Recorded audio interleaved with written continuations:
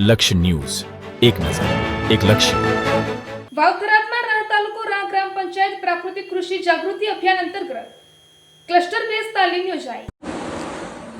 રાહ તાલુકા વિસ્તારમાં ખેડૂતોને પ્રાકૃતિક ખેતી તરફ પ્રેરિત કરવા માટે national mission on nature farming તથા ગુજરાત પ્રાકૃતિક કૃષિ વિકાસ બોર્ડ આત્મા વાવથરાના સંયુક્ત ઉપક્રમે પ્રાકૃતિક કૃષિ જાગૃતિ અભિયાન અંતર્ગત ક્લસ્ટર બેઝ તાલીમ કાર્યક્રમનું આયોજન કરવામાં આવ્યું હતું. આ તાલીમ કાર્યક્રમમાં ખેડૂતોને રાસાયણિક ખેતીના વધતા ખર્ચ સામે પ્રાકૃતિક ખેતીના ફાયદાઓ અંગે વિગતવાર માર્ગદર્શન આપવામાં આવ્યું હતું. જમીનની ઉર્વરતા જાળવી દેશી ગાય આધારિત ખેતી પદ્ધતિ, જીવામૃત, ઘન જીવામૃત અને કુદરતી ખાતરોના ઉપયોગ અંગે નિષ્ણાતો દ્વારા સમજ આપવામાં આવી હતી. આ કાર્યક્રમમાં ખેડૂતોને ઓછા ખર્ચે વધુ ઉપજ મેળવવા, જમીન અને માનવ આરોગ્યનું સંરક્ષણ કરવા તેમજ પર્યાવરણ મૈત્રી ખેતી અપનાવવાના મુદ્દાઓ પર ખાસ ભાર મુકાયો હતો.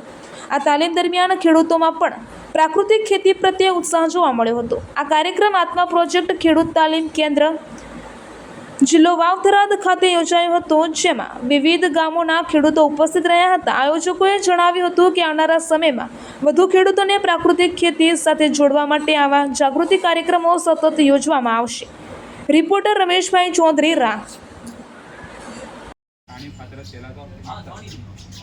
તો એ આપણે બંધ કરીશું, તો એ આપણે એનો ઉપયોગ પાછો વધારવાનો ચાલુ કરવો જોઈએ. બીજ જ્યારે આપતા હોય, બીજ વાવતા હોય ત્યારે બીજામૃત છે, જીવામૃત છે, એ બધાની ટ્રીટમેન્ટ આપવી પડે.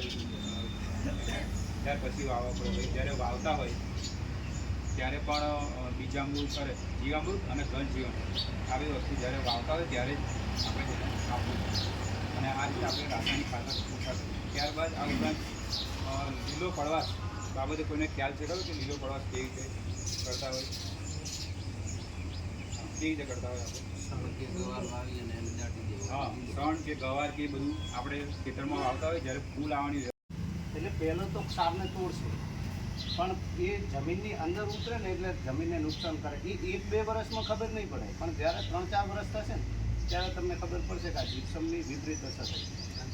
એની જગ્યાએ હું તમને એક સલાહ આપું છું કે જીપ્સમ તમે નાખો, શા માટે નાખો છો? જમીનનો ક્ષાર ઓછો કરવા માટે જ નાખો, બરાબર? હવે જમીનનો ક્ષાર ઓછો, આપણી જમીનમાં ક્ષારનું પ્રમાણ શા માટે વધ્યું? ક્ષારનું પ્રમાણ વધવા પાછળનું કારણ શું?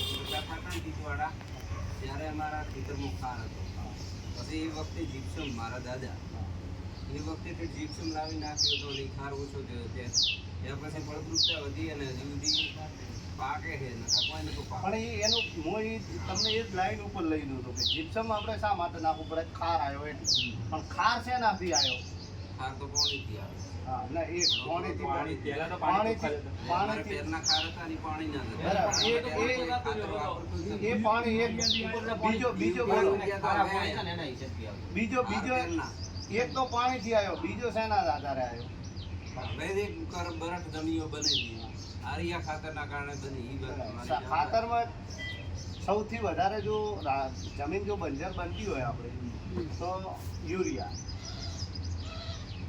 યુરિયાની અંદર નાઇટ્રોજનનું પ્રમાણ કેટલા ટકા હોય છે? 46%. 54% શું હોય છે?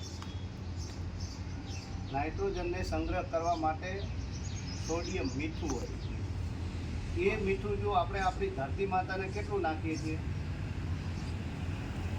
અઢળક. વૈજ્ઞાનિકોએ એમની ભલામણ જોવા જઈએ ને તો 1 હેક્ટરે માત્ર 13 કિલો યુરિયાનો ઉપયોગ કરવાનો. એની જગ્યાએ આપણે કેટલું નાખીએ છીએ? 3 બોરીઓ નાખીએ. એટલે હરીફાઈમાં ચાલે, ઓલો 5 બોરી નાખો, આપણે 10 બોરી નાખીએ. સરકાર એ જ કહે છે કે સરકારે આ પ્રાકૃતિક કૃષિ અભિયાન શા માટે લાવ્યું? કે આપણે આ સૃષ્ટિ ઉપર આપણી 3 જનેતાઓ, એક આપણી જનેતા,